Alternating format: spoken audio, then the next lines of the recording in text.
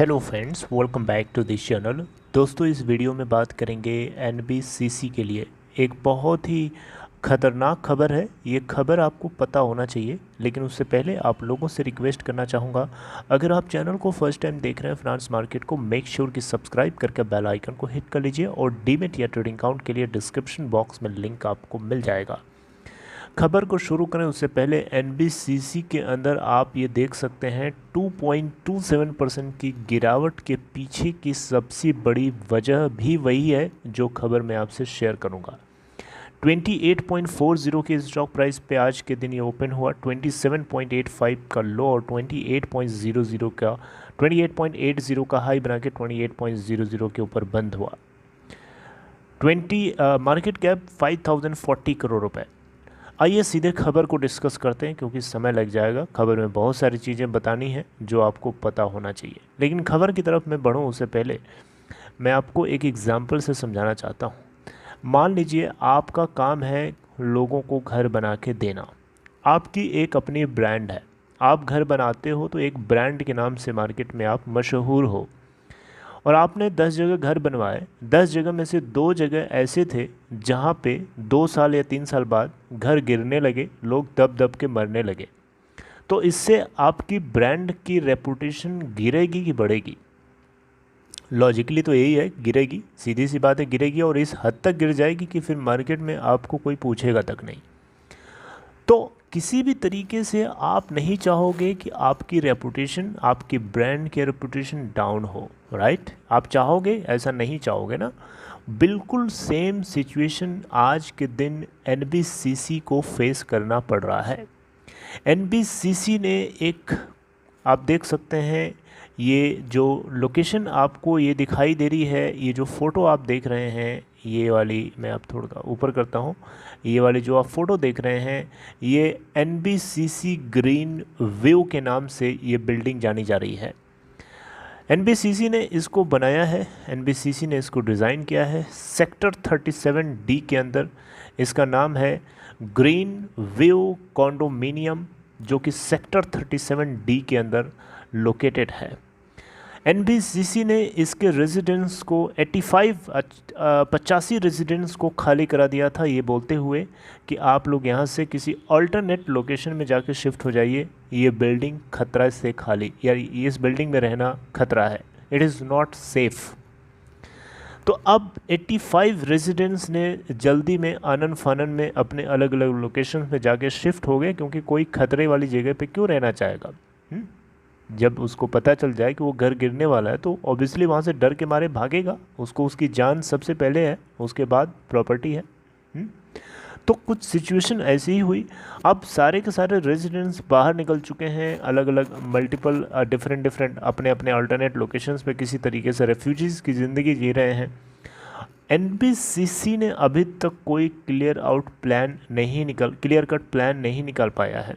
इसको लेकर के आप देख सकते हैं गुरुग्राम टाउन जो प्लानिंग ऑफिशियल्स हैं वो एनबीसीसी के ऑफिशियल्स के साथ नेक्स्ट वीक मीटिंग करेंगे। अगले हफ्ते कौन सी डेट को मीटिंग करेंगे, ये डेट इस हफ्ते के एंड तक पता चल जाएगी, right? So Gurugram district town planner enforcement के जो चीफ हैं RS भट्ट, इनकी तरफ से कुछ बातें बताएंगी जो मैं आपसे शेयर कर रहा हूँ। इन्होंने कहा है कि ये एनबीसीसी के ऑफिशियल्स के साथ नेक्स्ट वीक मीटिंग करेंगे, ताकि आईआईटी रुड़की की तरफ से जो रिपोर्ट तैयार करी गई है, जो एक तरीके से कह सकते हैं कि जो सलूशन निकाला गया है उसको फॉलो किया जाए या नहीं किया जाए, इसके ऊपर डिस्कशन होगा एनबीसीसी के ऑफिशियल्स और गुरुग्राम डिस्ट्रिक्ट टाउन प्लानर के चीफ के बीच में, ताकि अकॉर्डिंगली सही फैसला लिया जा सके। अब देखिए, आईआईटी रुड़की की तरफ से जो इम्प्लीमेंटेशन यहाँ इस चीज़ को जो इम्प्लीमेंट करने के लिए आईआईटी रुड़की की तरफ से जो रिपोर्ट तैयार करी गई इस बिल्डिंग को लेकर के, वो ये है कि आईआईटी रुड़की का बोलना है कि इस बिल्डिंग को रिपेयर करना या इसको फिर से सही करना, this is very much costly, it is not viable. Better है कि इसको डिमोलिश करवाओ और फिर से इसको आगे का काम आगे होगा, लेकिन इसको डिमोलिश करना is economically better than repairing it. ये आईआईटी रुड़की की रिपोर्ट है जिसके ऊपर चर्चा किया जाएगा next week. So basically here I wants to say, आप लोगों को मैं यहाँ समझाना चाहता हूँ जो ये है कि जो 85 रेजिडेंट्स जिन लोगों ने अपने अपने फ्लैट्स को खाली किया है, ये एनबीसीसी के ऊपर प्रेशर बना रहे हैं आज की डेट में। ये बोल रहे हैं कि इनके पास अपना घर नहीं है, इनका जो घर खरीदने का, घर ओन करने का जो प्राइड था वो ख़त्म हो गया। अपने बच्चों को लेकर के रिफ्यूजीज़ की ज़िंदगी जी रहे हैं, अपने बच्चों को ना सही एजुकेशन दे पा रहे हैं, ना सही स्कूल में एडमिशन हो पा रहा है। मतलब एक बहुत ही गंदी ज़िंदगी जी रहे हैं, एक मेंटल हैरेसमेंट की लाइफ वो जी रहे हैं, और डेफिनेटली एनबीसीसी को इसका प्राइस पे करना पड़ेगा।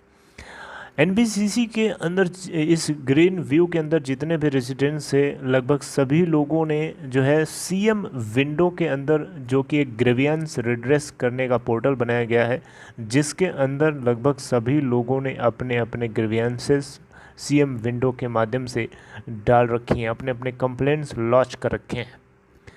राइट 4 महीने हो गए एनबीसीसी के रेजिडेंट्स को खाली किए हुए, लेकिन एनबीसीसी ने अभी तक किसी भी तरीके से कोई रिस्पॉन्स नहीं किया।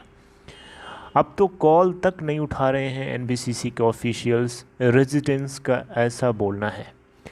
डिप्टी कमिश्नर और मल्टीपल टाइम्स इन लोगों अथॉरिटीज़ को अप्रोच की गई इन रेजिडेंट्स के द्वारा, लेकिन कुछ नहीं हुआ। तो लास्ट में सीएम विंडो में कंप्लेन लॉन्च करी है इन सारे रेजिडेंट्स ने, यानी इन सारे होम ओनर्स ने।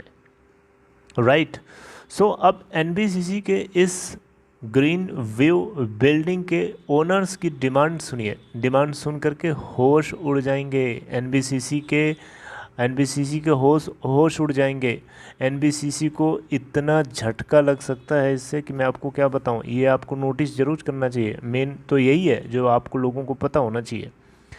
देखिए यहाँ पे एनबीसीसी के अंदर ये जो रेजिडेंट्स हैं, जो होम ओनर्स हैं, इनकी तरफ से डिमांड करी जा रही है कि इनको पूरी की पूरी फ्लैट कॉस्ट, यानी जो इनके अपार्टमेंट के अंदर जो इनका फ्लैट था उसकी पूरी की पूरी कॉस्ट चाहिए, प्लस 15% इंटरेस्ट चाहिए उसके ऊपर। सोच लिया आपने, 15% इंटरेस्ट उसके ऊपर, प्लस रजिस्ट्री चार्जेस, यानी रजिस्ट्री कराने का जो चार्ज लगा था वो प्लस देना है आपको, इंटीरियर कॉस्ट पे करनी है, और 25 लाख रुपीज़ का कंपनसेशन आपको पे करना है मेंटल हैरेसमेंट के लिए।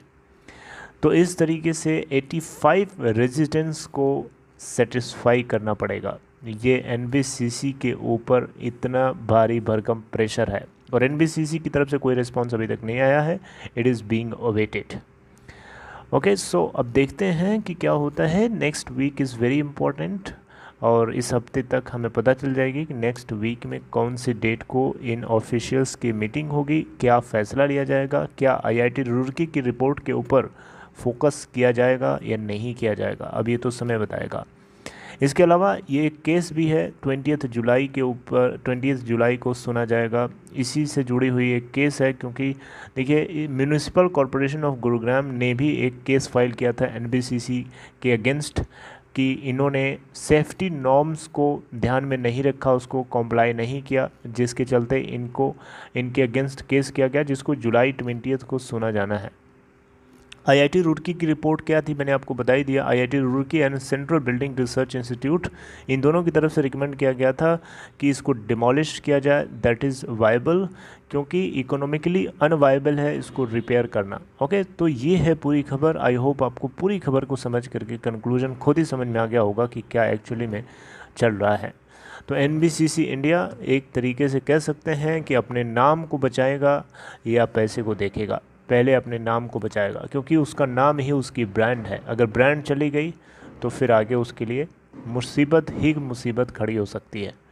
ओके तो दोस्तों, अगर आपको ये कंटेंट अच्छा लगा हो, आई होप मैंने आपको आसान तरीके से समझाने की कोशिश करी। अगर आप आधा अधूरा इसको सुनेंगे या देखेंगे तब आप कैच नहीं कर पाएंगे, क्योंकि एक फ़्लो में मैंने आपको बताया है, and that flow is very important to understand the whole story. ये मैंने पूरी आपको कहानी बताई है, और I hope you understood it. अगर आपको ये कंटेंट अच्छा लगा हो तो आप इसे लाइक तो ज़रूर करिएगा, और साथ ही साथ आप इसको चाहें तो लोगों में शेयर भी कर सकते हैं। And take care, have a good night. I will meet you tomorrow with next content.